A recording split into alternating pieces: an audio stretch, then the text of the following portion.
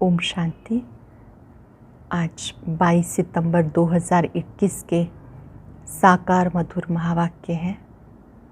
आज की मधुर मुरली में बाबा हम सबको मनुष्य आत्माएं जहाँ कंफ्यूज होती हैं, ब्रह्मा बाबा का चित्र देखकर उस पर क्या समझाएं कि मनुष्यों को समझ में आ जाए। बाबा ने कहा उन्हें समझाओ कि ये ब्रह्मा वही आत्मा है जो सतयुग में श्री कृष्ण थे। ये आदि सो अंत वाली आत्मा है। ये भगवान नहीं है, भगवान स्वयं निराकार है जो एवर प्योर है। ब्रह्मा के तन से निराकार शिव बाबा पढ़ाते हैं। जो कंफ्यूज होते हैं उन्हें समझाओ कि परमात्मा उसी तन का आधार लेते हैं जो आदि सो अंत वाली आत्मा है। कल्प कल्प बाबा इस तन में आते हैं, हम सबको ब्राह्मण बनाते हैं। जो ब्राह्मण हैं वही देवता बनते हैं। मनुष्य अपने स्वधर्म को भूल चुके हैं, इसलिए भटकते रहते हैं, हठ योगी संन्यास करते हैं। बाबा ने कहा तुम्हें भटकने की आवश्यकता नहीं। उदाहरण बताते हैं, रानी के गले में हार था और वो बाहर ढूंढती थी। तुम्हें भी शांति के लिए कहीं भटकने की आवश्यकता नहीं, बस अपने स्वधर्म में स्थित हो जाओ कि मैं आत्मा शांत स्वरूप हूँ। पहले सेल्फ को रियलाइज़ करो, देह अभिमान तोड़ देना है।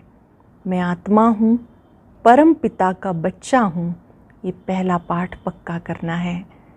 समझाते हुए बाबा ने कहा कि बच्चे इसी समय जब कल्प कल्प बाबा आते हैं तो बाबा सृष्टि चक्र का भी राज समझाते हैं कि स्वास्तिका के 4 बराबर भाग हैं। अब संगम युग चल रहा है। जो समय बीता सो ड्रामा, कल्प कल्प रिपीट होता है। कल्प पहले भी महाभारत लड़ाई हुई थी, नथिंग न्यू।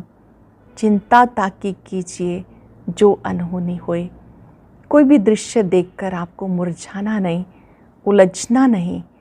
नथिंग न्यू कहकर ड्रामा की बिंदी लगाकर आगे बढ़ते रहना है। ड्रामा का राज स्पष्ट करते हुए आगे भी बाबा ने कहा कि तुम आत्माएं सतयुग में देव आत्माएं थी, भारत स्वर्ग था। अब देखो क्या बन गया। भारत सोने की चिड़िया था, वाह वाह था। अब देखो तो कंगाल बन गया। ये भी ड्रामा बना हुआ है। बाबा पूछते हैं कि मैंने तुम्हें इतने पैसे दिए, तुम्हें इतना साहूकार बनाया, वो सब कहाँ है। जैसे कोई पिता अपने बच्चे को संपत्ति देता है, हिसाब भी पूछता है, तो बाबा भी पूछ रहे हैं मैंने तुम्हें इतना साहूकार बनाया, विश्व का मालिक बनाया, वो सब धन संपदा कहाँ है। सब रावण के पास चली गई। ये भी ड्रामा, जो बीता सो ड्रामा। अब एक बाप को याद कर आत्मा को फिर से पावन बनाना है। सिवाय याद के आत्मा पावन नहीं बन सकती। हम ही देवता थे, हमें फिर से बनना है। हीरो हीरोइन का पार्ट तुम बच्चों का है। आप बच्चे ही 16 कला संपूर्ण निर्विकारी बनते हो। बाबा ने कहा मेरा पार्ट केवल पतितों को पावन बनाने का है। बाबा कभी भी हीरो हीरोइन का पार्ट नहीं बचाते, आप बच्चे ही हीरो हीरोइन बनते हो। बाबा की याद सहजते सहज भी है, डिफ़िकल्ट भी है। अपने को आत्मा समझ बाप को याद करेंगे, पापों का बोझा उतरता जाएगा। कोई भी आता है तो चित्रों पे समझाना सहज है। ये चित्र नक्शे हैं, ऐसे छोटे बच्चे को नक्शे पे समझाया जाता, यहाँ भी इन चित्रों के द्वारा किसी को भी समझाने देंगे तो सहज समझ जाएंगे। कोई भी कर्म करते हुए त्रिकालदर्शी की सीट पर सेट होकर कर्म करना है। साक्षी दृष्टा बनकर कर्मेंद्रियों से कर्म कराओ तो कर्म बंधन मुक्त बन जाएंगे, कर्मातीत बन जाएंगे। कर्म करते हुए साक्षी दृष्टा की स्टेज होना बहुत आवश्यक है।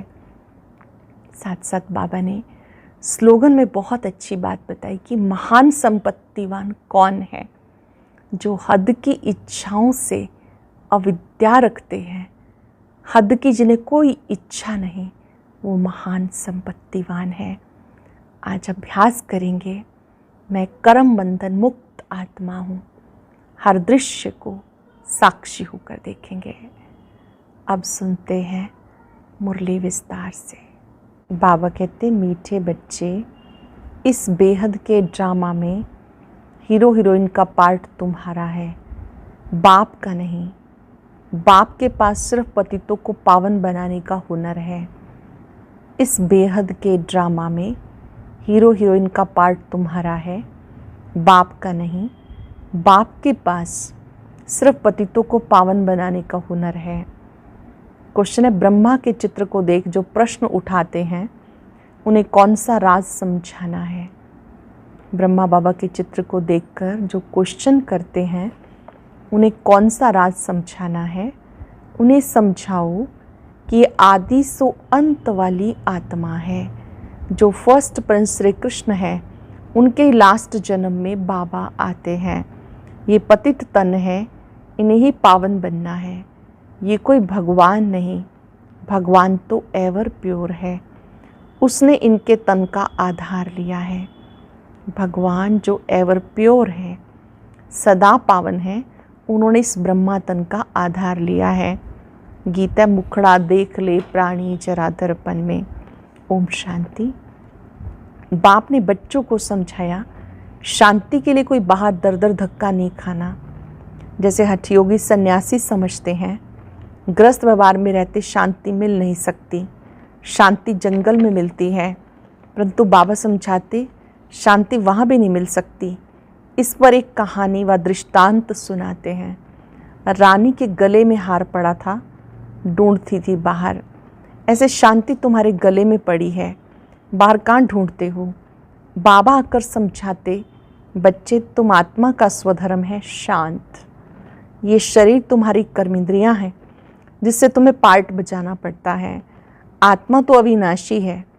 आत्मा कोई छोटी बड़ी नहीं होती, न विनाश होती है।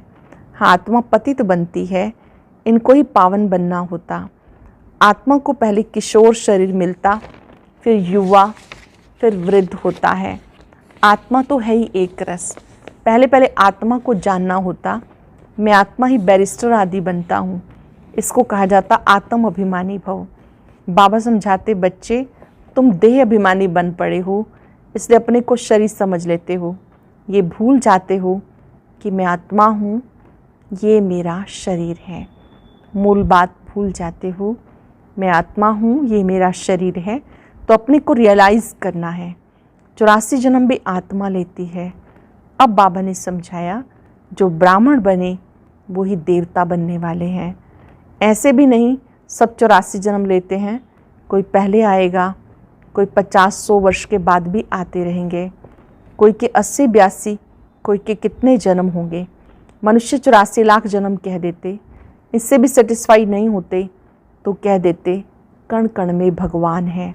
अब भगवान कहते, मैं किसी मनुष्य तन में नहीं हूँ, तो जानवर, पत्थर, भित्तर, कण कण में कैसे हो सकता हूँ। बाबा ने समझाया, नंबर 1 ही लास्ट नंबर में तमो प्रधान बनते हैं। मैं खुद कहता हूँ, मैं बहुत जन्मों के अंत में साधारण तन में प्रवेश करता हूँ। जिसने पूरे 84 जन्म लिए वो ज़रूर पतित होगा, पावन तो हो नहीं सकता। बाबा खुद कहते, पहले नंबर में है श्री कृष्ण, फर्स्ट प्रिंस। श्री नारायण बाद में बनता है, जब बड़ा होता है। वो भी 20-25 वर्ष कम हो जाते हैं, उनके भी पूरे 84 जन्म नहीं कहेंगे। नंबर 1 है श्री कृष्ण। भले वही फिर स्वयंवर के बाद नारायण बनते हैं, परंतु हिसाब बच्चों को करना है। पूरे 84 जन्म 5 वर्ष श्री कृष्ण के ही कहेंगे। तो बाबा बैठ समझाते, मैं कल्प कल्प उसी के तन में आता हूँ जिसका आदि से लेके अंत तक पार्ट है। मैं कल्प कल्प उसमें आता हूँ जिसका आदि से अंत तक का पार्ट है। दूसरे कोई में आ नहीं सकता हूँ। हिसाब है ना, ब्रह्मा ही पहला नंबर ठहरा, मैं और कोई में आ कैसे सकता। तुमसे बहुत लोग पूछते हैं सिर्फ एक ही ब्रह्मा में क्यों आते हैं। परंतु ये हिसाब है ना, ये समझने की बातें हैं। गाया हुआ है ब्रह्मा द्वारा स्थापना करते, विष्णु व शंकर द्वारा स्थापना नहीं करते, ये और कोई का काम नहीं है। मनुष्य रचता और रचना को नहीं जानते, ये भी ड्रामा में नोंद है। बनी बनाई बन रही, अब कुछ बननी नहीं, चिंता ताकि कीजिए जो अनहोनी होए। ये अब की बात है, जो होनी है वही होती है, वो बदल नहीं सकती। आज जो कुछ होता 5,000 वर्ष के बाद होगा। बाबा ने समझाया भी था, कोई भी बात ऐसी देखो तो बोलो, ये कोई नई बात नहीं, 5,000 वर्ष पहले भी हुआ था। एकदम ऐसे लिख दो, फिर भले वो जाकर पूछे, लिखने में कोई हर्जा नहीं। ये लड़ाई पहले भी लगी थी, नथिंग न्यू। ये महाभारत लड़ाई कल्प पहले भी लगी थी, नथिंग न्यू। महाभारत की लड़ाई 5,000 वर्ष पहले भी हुई थी। क्रिश्चियन ने भारत में आकर राज्य छीना, नथिंग न्यू। फिर कल्प के बाद ऐसे होगा। ये वर्ल्ड की हिस्ट्री ज्योग्राफी रिपीट होती है। फिर से आदि सनातन देवी देवता धर्म की स्थापना हो रही है। जिनके 84 जन्म पूरे हुए वही पहले नंबर में लक्ष्मी नारायण बनेंगे। जिनके 84 जन्म पूरे हुए वही पहले नंबर में लक्ष्मी नारायण बनेंगे। ये सब राज बाबा समझाते। बाबा कहते हैं, मैं मनुष्य सृष्टि का बीज रूप हूँ। इसको उल्टा झाड़ कहा जाता है। इस कल्प वृक्ष की आयु 5,000 वर्ष है। स्वास्तिका में 4 भाग एक जैसे देखेंगे, युग भी इक्वल है, उसमें फ़र्क नहीं पड़ता। बाबा समझाते, देखो दुनिया में क्या क्या हो रहा है। कोई मून में जाते, कोई आग पर, कोई पानी पर चलना सीखते। ये सब है फालतू, इससे कोई फ़ायदा नहीं। मनुष्य पावन बन मुक्ति जीवन मुक्ति में जा नहीं सकते। कुछ भी करें परंतु वापस जा नहीं सकते। आत्मा को अपना घर, बाप का घर भूल गया। आत्मा अपने को ही भूल दे अभिमानी बन गई। फिर मंदिरों में जाकर महिमा करते हैं, आप सर्वगुण संपन्न, हम नीच पापी हैं। अपनी ग्लानि करते हैं। बाप तो कभी पुजारी नहीं बनते। अच्छा, फिर सेकंड नंबर में कहेंगे शंकर भी एवर पूज्य हैं, वह भी पुजारी नहीं बनते, उनका पार्टी यहाँ नहीं है। इस स्टेज पर पार्ट है ब्रह्मा और विष्णु का।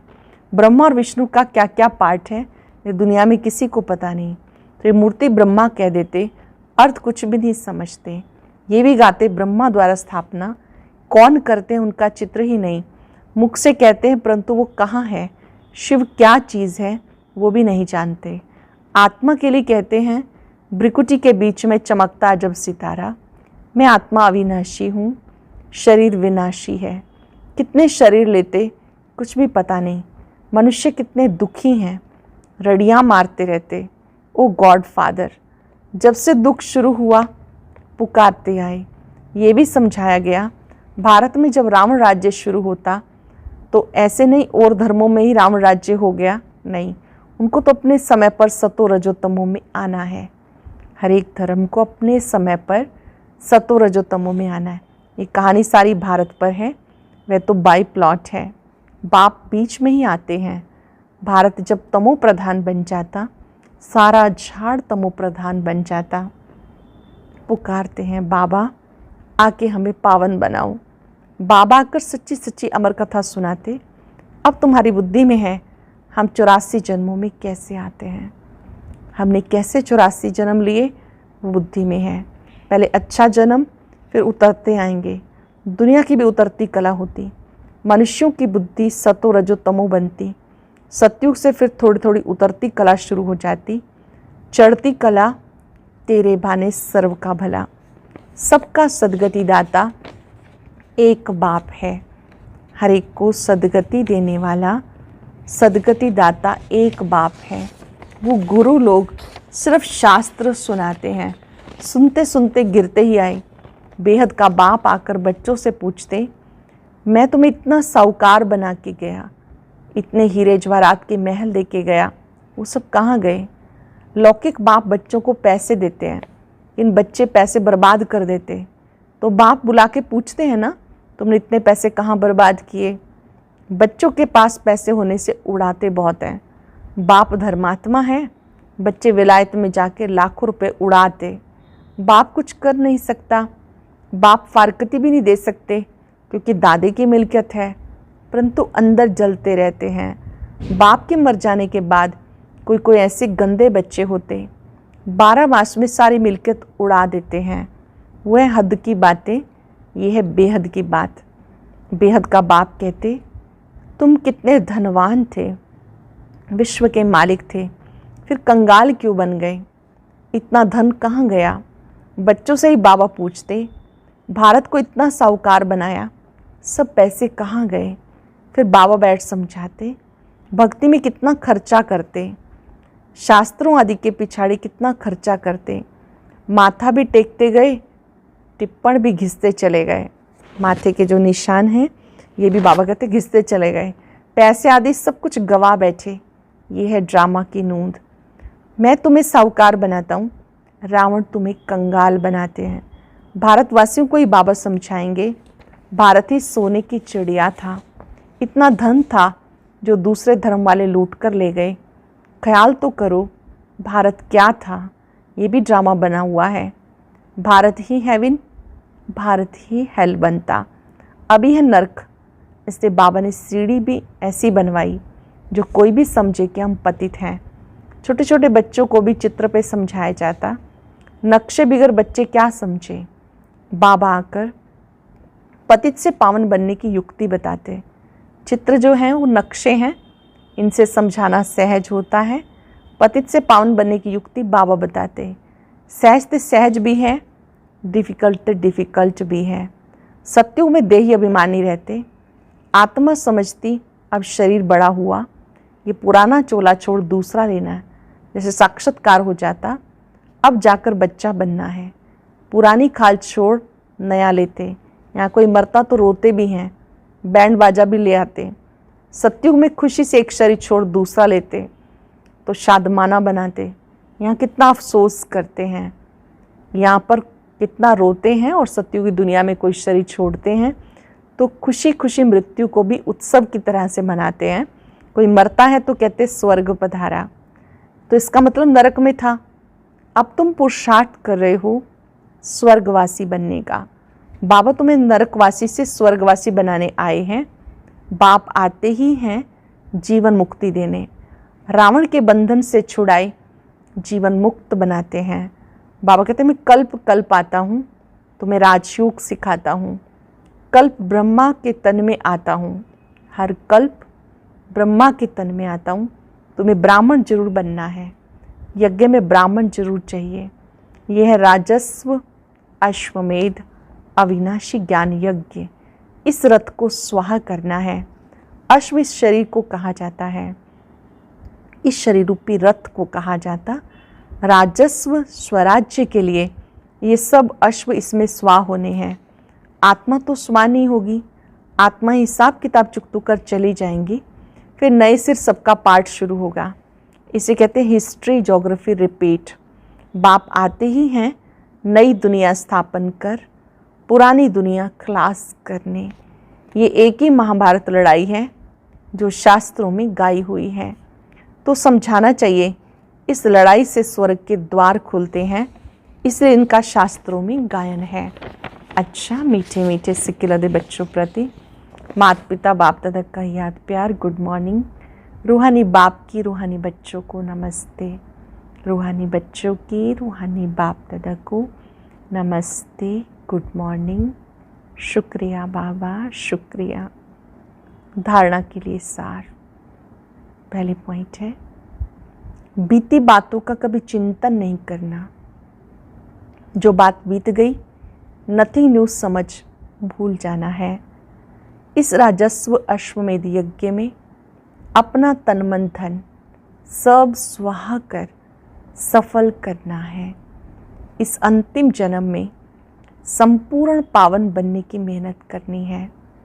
इस अंतिम जन्म में संपूर्ण पावन बनने की मेहनत करनी है। वरदान है, मास्टर त्रिकालदर्शी बन, हर कर्म युक्त युक्त करने वाले, कर्म बंधन मुक्त भव। मास्टर त्रिकालदर्शी बन, हर कर्म युक्त युक्त करने वाले, कर्म बंधन मुक्त भव। जो भी संकल्प बोलवा कर्म करते हो, मैं मास्टर त्रिकालदर्शी बन के करूँ तो कोई भी कर्म व्यर्थ व अनर्थ नहीं हो सकता। त्रिकालदर्शी अर्थात साक्षीपन की स्थिति में स्थित होकर कर्मों की गुह्य गति को जानकर इन कर्मेंद्रियों द्वारा कर्म कराओ तो कभी भी कर्म के बंधन में नहीं बंधेंगे। हर कर्म करते कर्म बंधन मुक्त कर्मातीत स्थिति का अनुभव करते रहेंगे। हर कर्म करते कर्म बंधन मुक्त कर्मातीत स्थिति का अनुभव करते रहेंगे। सरल शब्दों में, कोई भी कर्म करते हैं तो त्रिकालदर्शी की सीट पर सेट होकर करो तो इससे किसी भी कर्म बंधन में फंसेंगे नहीं। कर्म किया और डिटैच हो गए। स्लोगन है, जिसके पास हद के इच्छाओं की अविद्या है वो महान संपत्तिवान है। महान संपत्तिवान कौन? जिनके पास हद की इच्छाओं की अविद्या है। हद की कोई इच्छा नहीं, मुझे कोई पूछे, मेरा नाम मान शान हो, इनसे जो परे रहते हैं वो महान संपत्तिवान है। आज हम अभ्यास करेंगे, मैं कर्म बंधन मुक्त आत्मा हूँ। और आज की यह एक नई वीडियो भी ज़रूर देखें, कोई मिस ना करें।